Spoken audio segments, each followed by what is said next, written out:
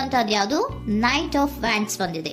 ಯಾವುದೋ ಕೆಲವೊಂದು ನಿರ್ಧಾರಗಳನ್ನ ಮಾಡ್ತಾ ಇರುವಂತಹದ್ದು, ಧೈರ್ಯದಿಂದ ಕೆಲವು ನಿರ್ಧಾರಗಳನ್ನ ನೀವು ಮಾಡ್ತಾ ಇರುವಂತಹದ್ದು ರೆಪ್ರೆಸೆಂಟ್ ಆಗ್ತಾ ಇದೆ. ಆಕ್ಷನ್ಸ್ ಅನ್ನ ತಗೋತಾ ಇರುವಂತಹದ್ದು ನಿಮಗೆ ರೆಪ್ರೆಸೆಂಟ್ ಆಗ್ತಾ ಇದೆ ಬಾಟಮ್ ಆಫ್ ದ ಡಕ್ ಅಲ್ಲಿ.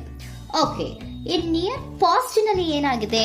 ನಿಮ್ಮ ಲವ್ ಲೈಫ್ ವಿಚಾರವಾಗಿದ್ರೆ ದ ಫೂಲ್ ಕಾರ್ಡ್ ರೆಪ್ರೆಸೆಂಟ್ ಆಗಿದೆ. ತುಂಬಾನೇ ಚೆನ್ನಾಗಿದೆ, ಜಾಯ್ಫುಲ್ ಆಗಿತ್ತು, ಬಿಗಿನಿಂಗ್ ತುಂಬಾ ಚೆನ್ನಾಗೇ ಇದೆ.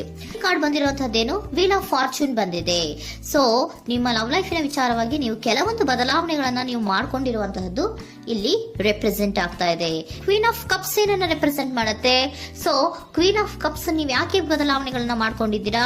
ಕೆಲವೊಂದು ರೀತಿಯ ಸ್ಟೇಬಲ್ ಇರಬೇಕು, ಬಹಳ ಕೇರ್ ಅನ್ನ ಮಾಡ್ತಾ ಇರುವಂತಹದ್ದು, ಲವ್ ಲೈಫಿನ ವಿಚಾರವಾಗಿ ಬಹಳಷ್ಟು ಇಂಟ್ರೆಸ್ಟ್ ಅನ್ನ ತಗೊಂಡಿರುವಂತಹದ್ದು ನಿಯರ್ ಪಾಸ್ಟ್ನಲ್ಲಿ ರೆಪ್ರೆಸೆಂಟ್ ಆಗ್ತಾ ಇದೆ. ಓಕೆ, ಅಟ್ ಪ್ರೆಸೆಂಟಿನಲ್ಲಿ ಯಾಕೋ ನಿಮ್ಮಲ್ಲಿ 2 ಆಪ್ಷನ್ಸ್ಗಳು ಇರುವಂತಹದ್ದು ರೆಪ್ರೆಸೆಂಟ್ ಆಗ್ತಾ ಇದೆ.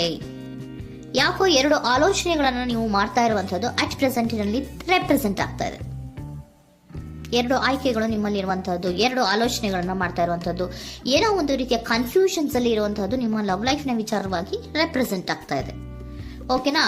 ಸೆಕೆಂಡ್ ಕಾರ್ಡ್ ಯಾವ್ದು ಬಂದಿದೆ? 10 ಆಫ್ ಕಪ್ಸ್ ಬಂದಿದೆ. ಸೊ 10 ಆಫ್ ಕಪ್ಸ್ ನಿಮ್ಗೆ ಫುಲ್ಫಿಲ್ಮೆಂಟ್ ಇರುತ್ತೆ, ಸಮಾಧಾನ ಇರುತ್ತೆ, ಖುಷಿಯಾಗಿರುತ್ತೆ ಅನ್ನೋದು ನೀವು ಆಲೋಚನೆಯನ್ನ ಮಾಡಿದ್ರಿ. 2 ಆಯ್ಕೆಗಳಲ್ಲಿ ಯಾವ್ದನ್ನ ಸೆಲೆಕ್ಟ್ ಮಾಡಬೇಕು? ಸೆಲೆಕ್ಟ್ ಅನ್ನ ಮಾಡ್ಕೊಂಡ್ರೆ ನನಗೆ ಖುಷಿಯಾಗಿರುತ್ತೆ, ಸಮಾಧಾನ ಆಗುತ್ತೆ ಅನ್ನೋಂತ ಯೋಚನೆಯನ್ನ ಒಂದು ಸಾರಿ ಮಾಡಿದ್ರೆ, ಇದರ ಮತ್ತೊಂದು ಸಾರಿ ನೀವೇನ್ ಅನ್ಕೋತೀರಾ? ಏನಾದ್ರು ನನಗೆ ಇದರಿಂದ ಮೋಸ ಆಗುತ್ತಾ, ಅಥವಾ ಇದರಿಂದ ನನಗೇನಾದ್ರು ತೊಂದರೆ ಆಗುತ್ತಾ, ನಾನು ರಕ್ಷಣೆ ಮಾಡ್ಕೋಬೇಕಾಗತ್ತಾ ಅನ್ನೋಂತಹ ಆಲೋಚನೆಯನ್ನು ಕೂಡ ನೀವು ಮಾಡುವಂತದ್ದು ರೆಪ್ರೆಸೆಂಟ್ ಆಗ್ತಾ ಇದೆ. ಯಾಕೋ ನಿಮ್ಮಲ್ಲಿ ಸಮಾಧಾನ ಇಲ್ಲ, ಕನ್ಫ್ಯೂಷನ್ಸ್ ಇದೆ, 2 ಆಯ್ಕೆಗಳು, ಯಾವ ನಿರ್ಧಾರವನ್ನ ಮಾಡಬೇಕು ಗೊತ್ತಾಗ್ತಿಲ್ಲ. ಸೊ ಅದಕ್ಕೆ ನೋಡಿ, ನೀವು ಬೇಜಾರಿನಿಂದ ಮೂವಿಂಗ್ ಆನ್, ಬದಲಾವಣೆ ಆಗ್ತಾ ಇರುವಂತಹದ್ದು ರೆಪ್ರೆಸೆಂಟ್ ಆಗ್ತಾ ಇದೆ. ಚೇಂಜಸ್ ಅನ್ನ ಮಾಡ್ಕೋತಾ ಇರುವಂತಹದ್ದು ಇಲ್ಲಿ ಪ್ರೆಸೆಂಟ್ ನಲ್ಲಿ ರೆಪ್ರೆಸೆಂಟ್ ಆಗ್ತಾ ಇದೆ. ಯಾಕೋ ಬೇಜಾರಿನಿಂದ ಕೆಲವೊಂದು ರೀತಿಯ ಬದಲಾವಣೆಗಳನ್ನ ನೀವು ಮಾಡ್ಕೋತಾ ಇರುವಂತಹದ್ದು 6 ಆಫ್ ಸೋರ್ಟ್ಸ್ ಅಲ್ಲಿ ರೆಪ್ರೆಸೆಂಟ್ ಆಗ್ತಾ ಇದೆ.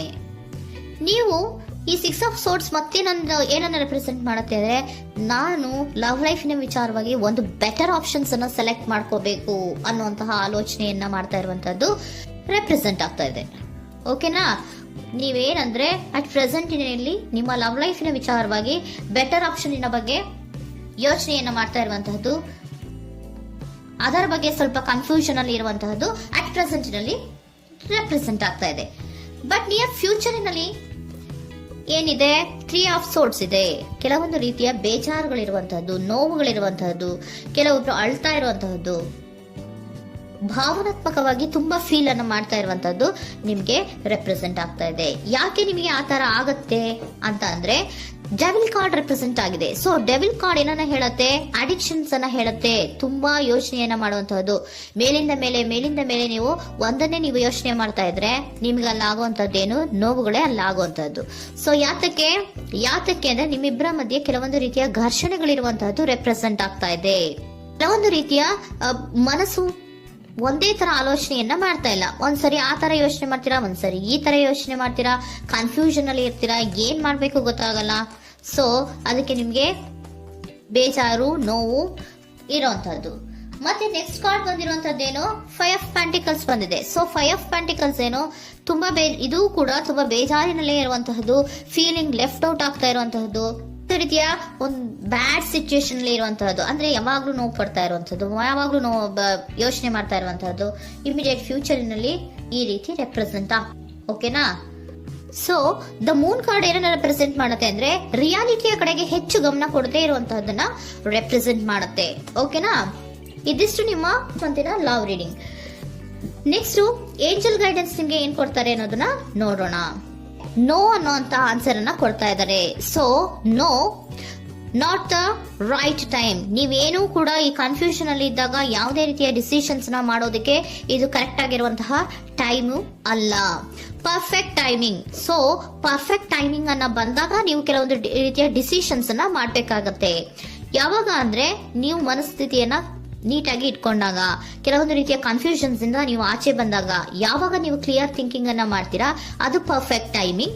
ಸೊ ಆಗ ನಿಮ್ಗೆ ಕೆಲವೊಂದು ರೀತಿಯ ಫರ್ಗಿವ್ನೆಸ್ ಅನ್ನೋದು ಇರುತ್ತೆ ಅನ್ನೋದನ್ನ ಏಂಜಲ್ ಗೈಡೆನ್ಸ್ ನಿಮ್ಗೆ ಹೇಳ್ತಾ ಇದ್ದಾರೆ. ಸೊ ಹಾಗಿದ್ರೆ ಸರೆಂಡರ್ ಕಾರ್ಡ್ಗಳು ನಿಮ್ಗೆ ಏನ್ ಹೇಳುತ್ತಾರೆ ಅನ್ನೋದನ್ನ ನೋಡೋಣ. Surrender to your soul path. Your life journey has been perfectly designed for your soul growth. Embrace every lesson and every moment. ನಮ್ಮ ಜೀವನದಲ್ಲಿ ಬರುವಂತಹ ಎಲ್ಲಾ ಕೆಲವೊಂದು ಮೂಮೆಂಟ್ಗಳನ್ನ ನಾವು ಪರ್ಫೆಕ್ಟ್ ಆಗಿ ದೇವರು ಡಿಸೈನ್ ಮಾಡಿರ್ತಾರೆ. ಅದಂದ್ರೆ ನಮ್ಮ ಲೈಫಿನಲ್ಲಿ ಏನೇನ್ ಆಗ್ಬೇಕು ಅನ್ನೋದನ್ನ ಮುಂಚೆಯೇ ದೇವರು ಬರ್ದಿರ್ತಾರೆ. ಸೊ ಅದು ಹಾಗೆಯೇ ನಡೀತಾ ಇರುತ್ತೆ. ಓಕೆನಾ? ನಾವು ನಮ್ಮ ಲೈಫ್ ನಲ್ಲಿ ಬರುವಂತಹ ಪ್ರತಿಯೊಂದು ಲೆಸನ್ಸ್ ಅಥವಾ ಪಾಠಗಳೇನಿರುತ್ತೋ ಅಥವಾ ನಾವು ಏನನ್ನ ನಮ್ಮ ಜೀವನದಲ್ಲಿ ಬರ್ತಾ ಇರುತ್ತೋ ಅದು ಒಂದು ನಮ್ಗೆ ನಮ್ಮ ಲೈಫಿನಲ್ಲಿ ಒಂದು ಲೆಸನ್ ತರ. ಸೊ ಅದನ್ನ ನಾವು ಎವ್ರಿ ಮೂಮೆಂಟ್ ಅನ್ನ ಕೂಡ ನಾವು ಎಂಬ್ರೇಸ್ ಸ್ವೀಕರಿಸಬೇಕು. ಯಾವಾಗ್ಲೂ ಕೂಡ ಅದನ್ನು ಸ್ವೀಕರಿಸಿಕೊಂಡು ಮುಂದೆ ಮುಂದೆ ಹೋಗ್ತಾ ಇರಬೇಕು.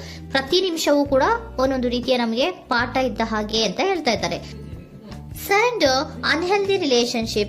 Surrender unhealthy relationship. Let go a relationship that don't serve you, including unavailable or toxic people. You deserve to be treasured by others and to be surrounded by positive people. Unhealthy relationship ನ ಕಡೆಗೆ ಹೆಚ್ಚು ಗಮನವನ್ನ ಕೊಡಬೇಡಿ. ಈ toxic people ನ ಕಡೆಗೆ ಹೆಚ್ಚು ಗಮನವನ್ನ ಕೊಡಬಾರ್ದು. So ಯಾವಾಗ್ಲೂ ನಾವು ಪಾಸಿಟಿವ್ ಆಗಿ ಥಿಂಕ್ ಮಾಡುವಂತಹ, ಪಾಸಿಟಿವ್ ಆಗಿ ಆಲೋಚನೆ ಮಾಡುವಂತಹ ಜನಗಳ ಜೊತೆಯಲ್ಲಿಯೇ ನಾವು ಹೆಚ್ಚು ಇರಬೇಕು ಅನ್ನೋದನ್ನ ನಿಮ್ಗೆ ಸರೆಂಡರ್ ಕಾರ್ಡ್ ಹೇಳ್ತಾ ಇದ್ದಾರೆ.